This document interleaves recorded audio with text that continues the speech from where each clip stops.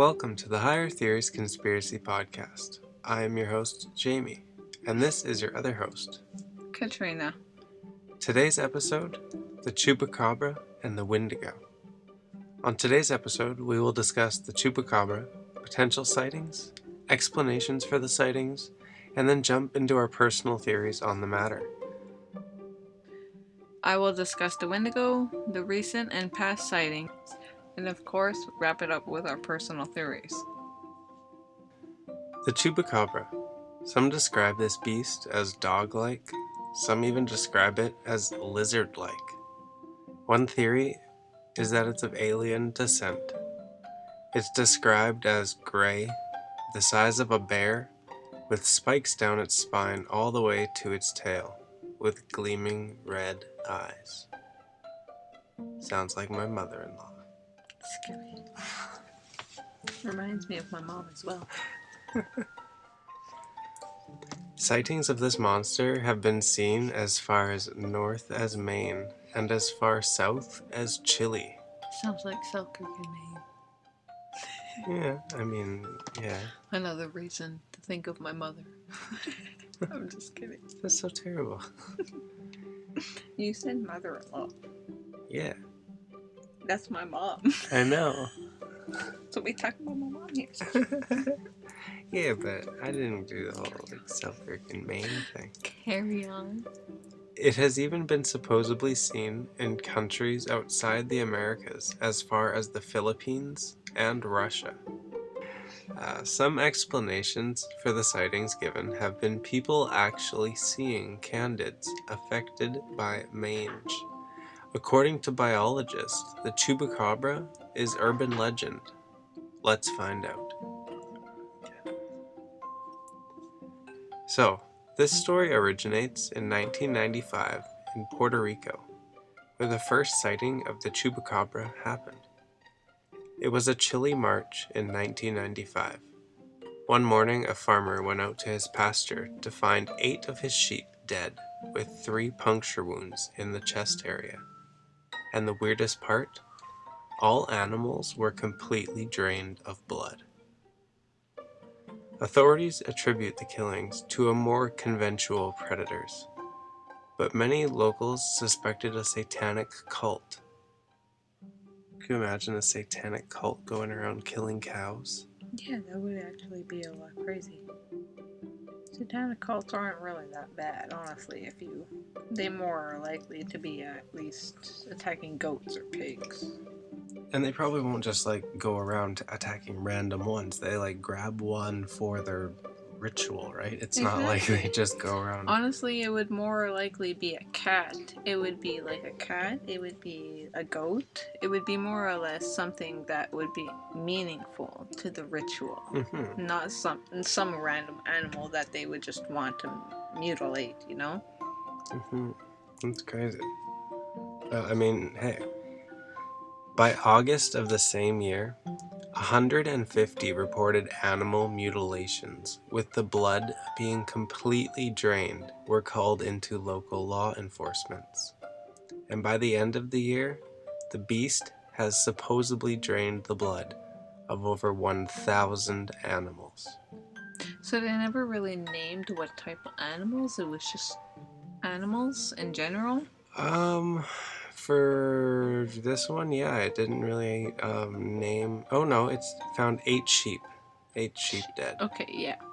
It would be like sheep, it would be goat, it would be cats, chickens, the things that are more ritual to the satanic rituals, if it would be like a satanic or a religious type of thing like that.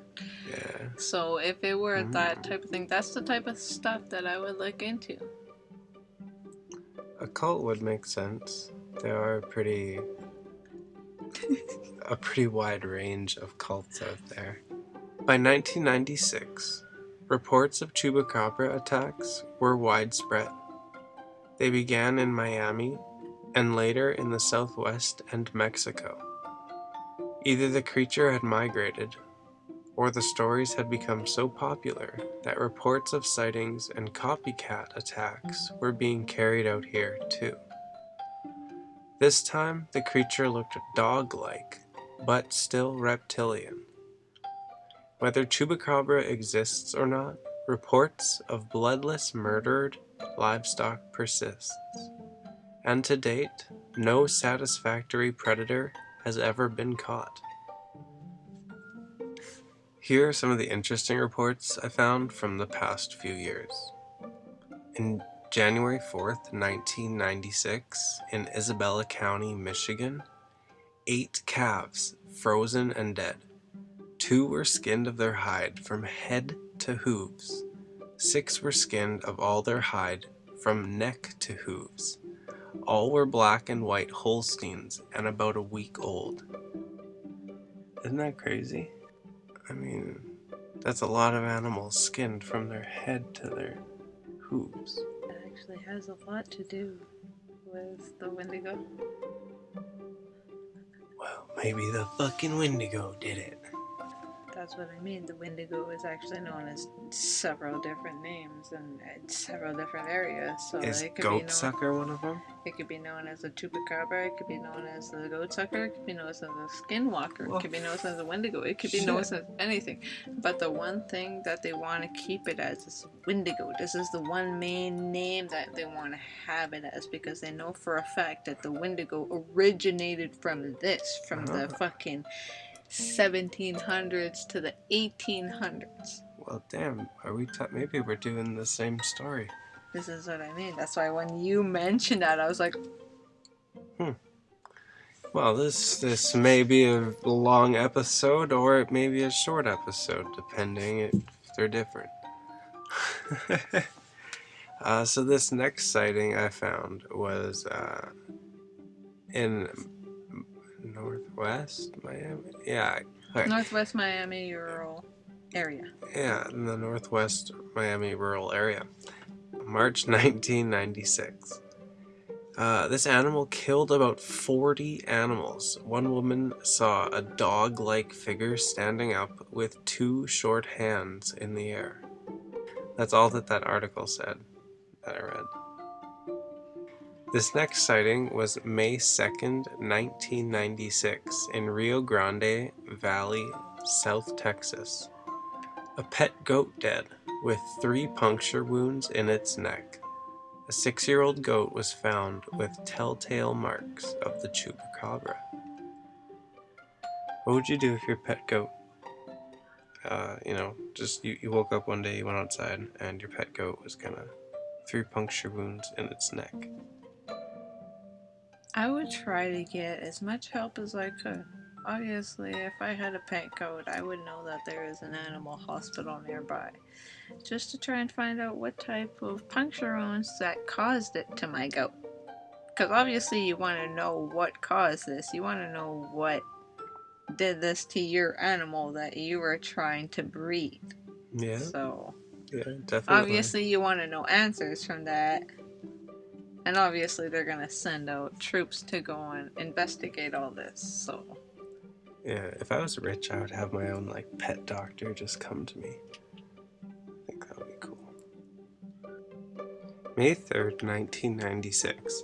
Caldera Village, Sonora, northern Mexico. A giant bat-like creature terrorizes a village. Goats are found daily with their blood sucked dry. Witnesses said today, farmers have formed night vigilante squads. We are telling people to keep the women and children locked up inside at night. Nobody knows really what it is. Dozens of goats have fallen victim to the bloodsucker. It has allegedly attacked 1 human. March 2017, Olancho, Honduras. I might butcher this pronunciation here, but residents of Las Anguillas in Olancho, Honduras, worried about finding a dead bull without eyes or a tongue.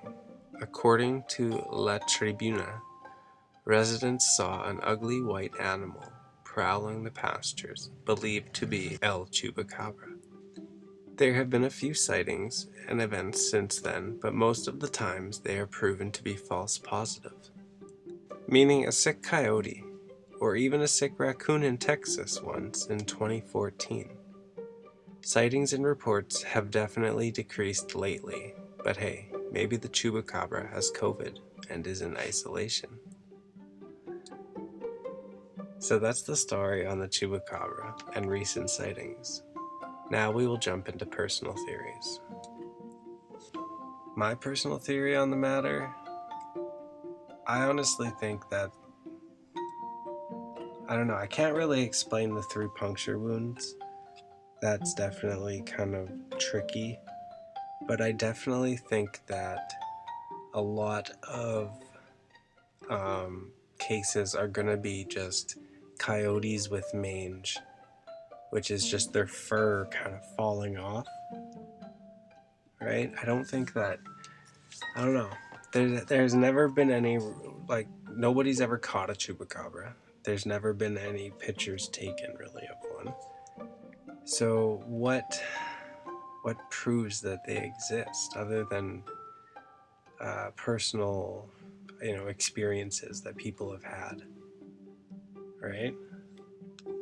So for me, I'm gonna give the chupacabra a rating of, I want to say 3 out of 10.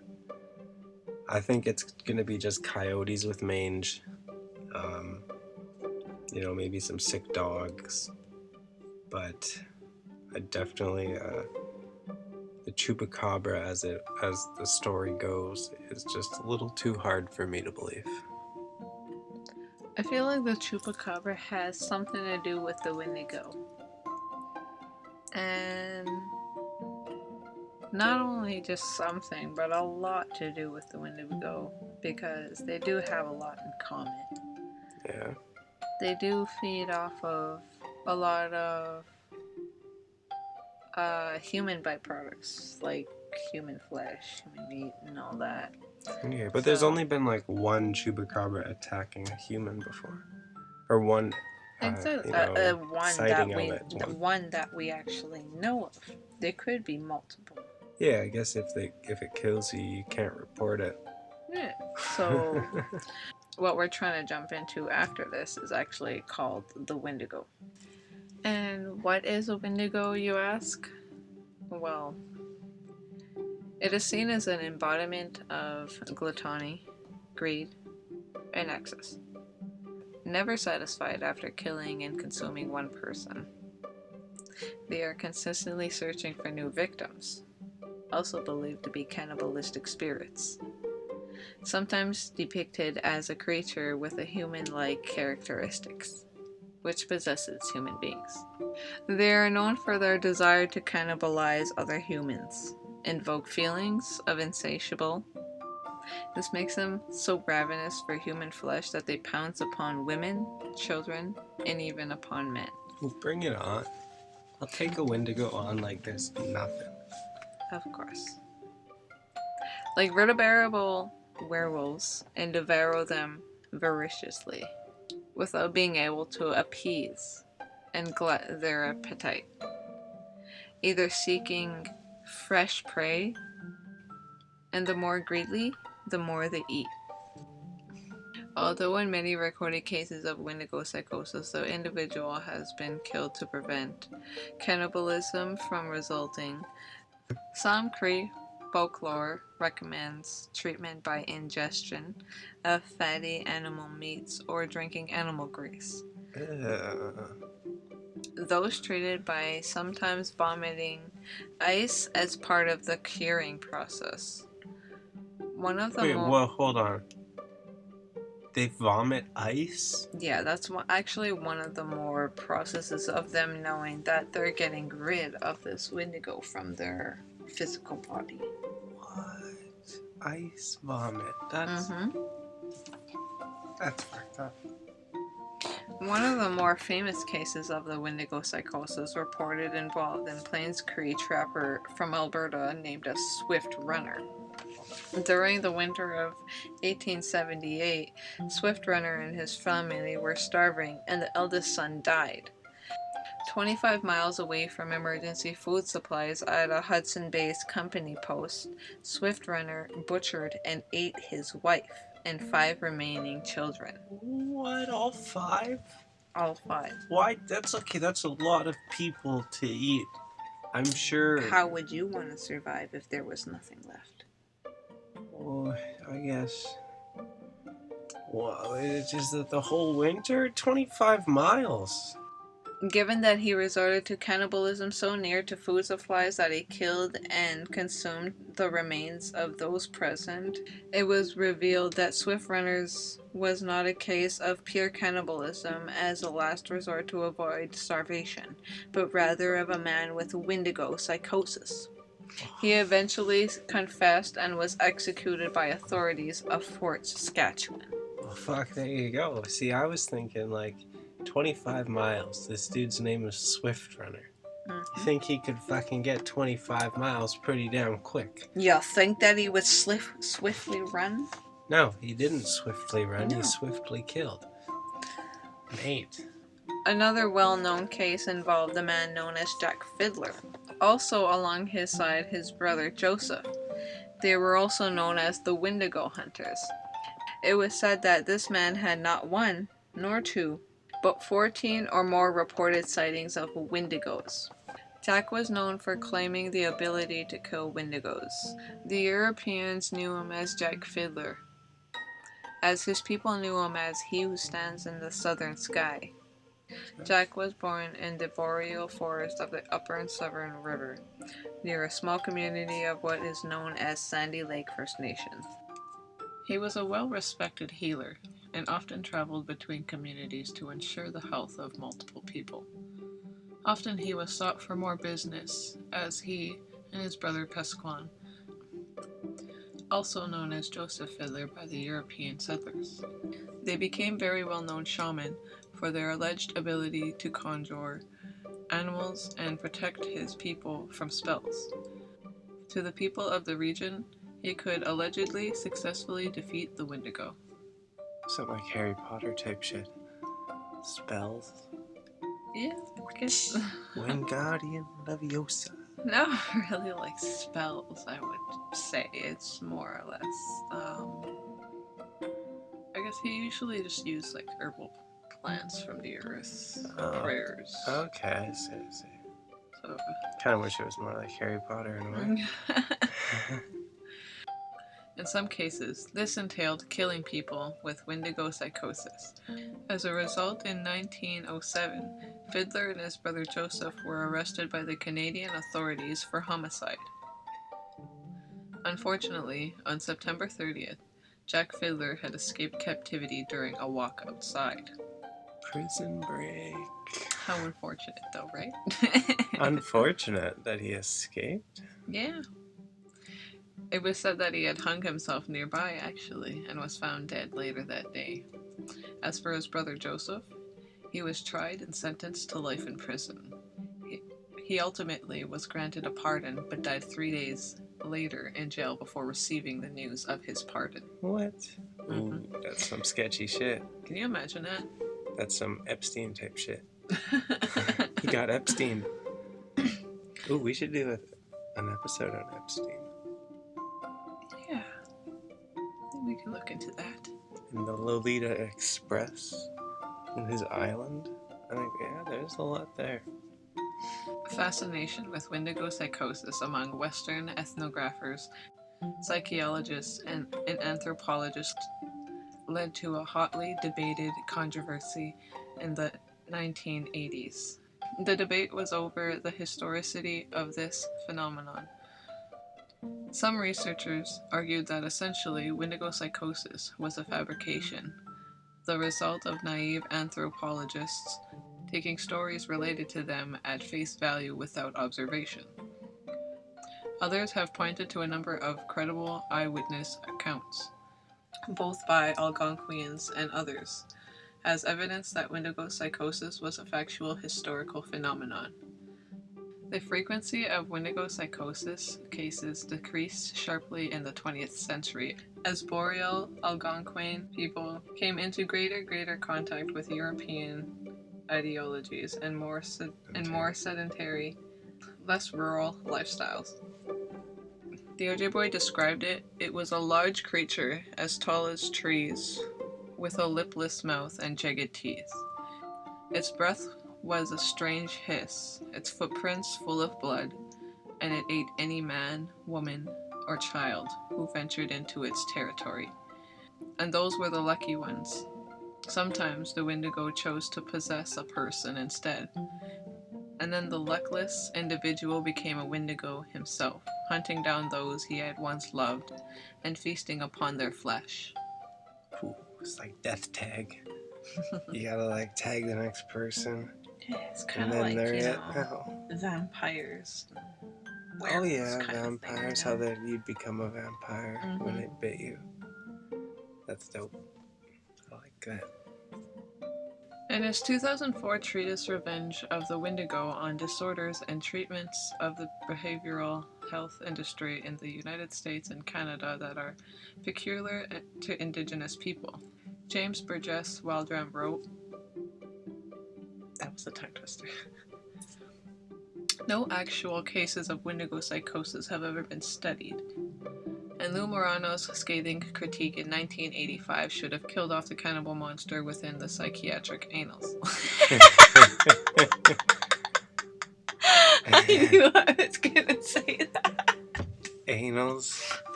That's funny that you had to type out anals. I had to say What does it annals. mean?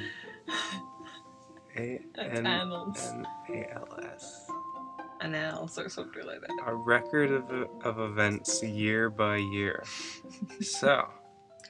Wait, go back. Oh, okay, shit, hold on. A record of events year by year. Annals. Annals. Yeah, okay.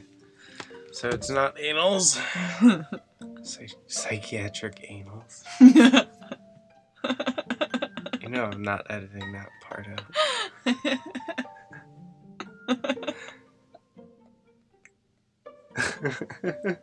It's content, baby. Content. Fucking Moranos. And Lou Morano's scathing critique in 1985 should have killed off the cannibal monster within the psychiatric annals. The Wendigo, however, continues to seek revenge for this attempted scholarly execution by periodically duping unsuspecting passerbys, like psychiatrists, into believing that Wendigo psychosis not only exists, that a psychiatrist could conceivably encounter a patient suffering from this disorder in his or her practice today. Wendigo psychosis may well be the most perfect example of the construction of an aboriginal mental disorder, and its persistence dramatically underscores how constructions of the aboriginal by these professions have, like Frankenstein's monster, taken on a life of their own. The 10th revision of the International Statistical Classification of Diseases and Related Health Problems, also known as ICD, classifies Wendigo as a culture-specific disorder, describing it as rare historic accounts of cannibalistic obsession. Symptoms include depression, homicidal or suicidal thoughts, and a delusional, compulsive wish to eat human flesh. Some controversial new studies question the syndrome's legitimacy, claiming cases were actually a product of hostile accusations invented to justify the victim's ostracism or execution. That's crazy. That's pretty intense. So it sounds like it's not necessarily a completely proven thing that these exist. No, it's more or less like a psychosis disorder. Disorder that can haunt you. Wow. Yeah. That is pretty crazy. It's kind of like also being possessed by a demon itself. That kind of just gives you that want of human flesh, you know?